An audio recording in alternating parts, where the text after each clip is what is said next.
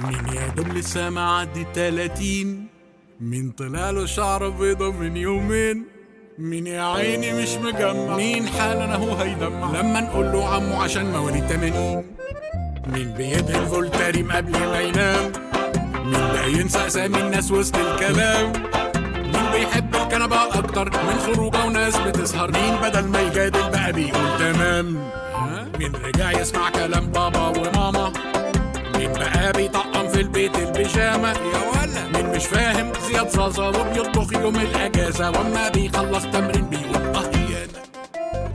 ده عمو اهو كان لسه كابتن مين كبروه والطنطي كمان جت لسه بيبي مش من زمان. مين مكبر الحروف على التليفون؟